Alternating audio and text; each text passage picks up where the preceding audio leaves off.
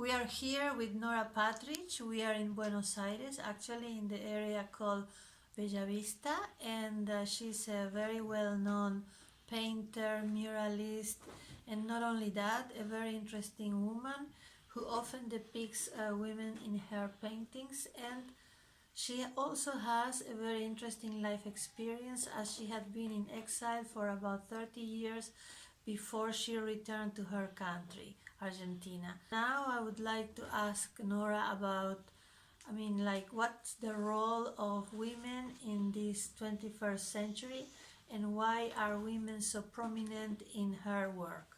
Well, I think that in general, women are the backbone of society. It's just that sometimes we're more aware of it, and sometimes it's more,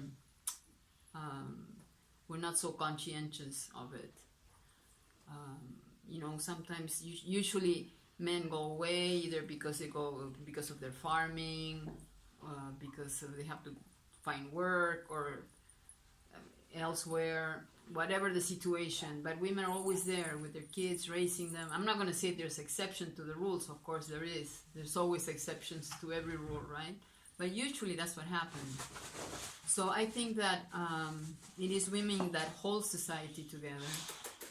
And it is also women that transmit to the other future generations the history, who they are, who we are, what happened. It's like it's all transmitted through blood. That's why maybe I paint so much with red, right? In a way, as a symbol of that things that go from generation to generation, that is transmitted through the blood and through the heart. And it also, to me, represents all the bloodshed that has been spilled on in most people's countries that have had to struggle to liberate themselves. I think that women are the ones that hold it together. Could you tell us anything about this particular painting here? Well, this painting is called Rosario de los Rosarios. Rosario is in the way, what's used to pray. Prayer beads. Prayer beads. But it's also, Rosario is the name of the city where my husband was killed, and where my second daughter was born with my husband, because later on I had another daughter. With Horacio I had 2 kids, and the second one was born in Rosario. And in a way she looks like her. She's wearing, like I'm saying, like she's holding together this wrap that holds her, that even though you could be saying that, maybe it does represent the blood that was shed, but she's not ashamed of it. She doesn't just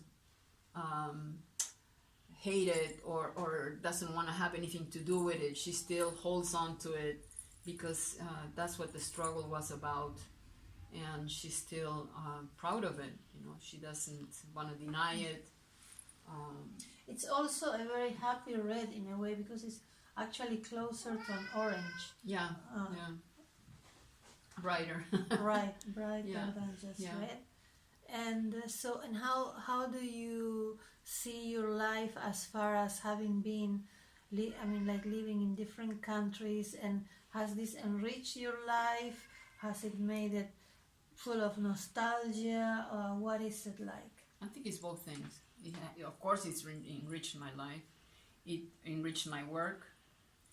It enriched my kids. The view we have of the world, the view that my children have of the world is totally different. They grew up in solidarity. They grew up being aware that it's a world around them, that they're not, the navel of the world and the only ones that matter. And my work, I think, is a synthesis of all those cultures that are part of me now. For instance, which cultures would you like to mention, like some of them? Middle East, North America, Central America, South America, Europe. So it's really a synthesis of many cultures. Yeah. Okay. And I'm proud of them. You know, I miss every place. I mean, I came back here because this is my country. But it's not the only country I care for. You know, I care for humanity. I struggle and I fight for humanity, for everybody to be better. It's not that if I'm fine, well, it's their problem, it's another country. I think that with a globalized world, every country is affecting the other one. So if something is happening in Japan or in Vietnam or wherever, it's going to affect me somehow, somewhere. Yes, that's correct. Right? Yeah. So, and how can I enjoy life and be happy knowing that there's kids dying at the other end of the world because, you know, here, I don't know, we use too much gasoline or we use too much energy or whatever. I know that whatever we do here is going to affect them. And how do you see the next, let's say, the next stage of your life and of your work? What are you trying to do as far as your oeuvre, as far as your works of art?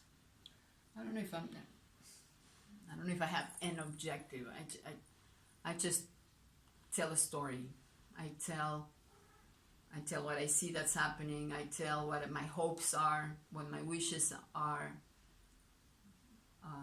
I tell of what happened to me, and what happened to me is also happening to a lot of other women or even men around the world, not only here in Argentina, right? I'm a survivor from the coup of the 70s in Argentina, but still nowadays genocides are happening in other parts of the world, right? In other parts of the world, So, let's say Syria or... For instance, like Gaza, I mean, I don't know, it's like we never seem to learn from our mistakes or from the things that we do, the harm that we do to the world, even to the planet, right? So everything matters.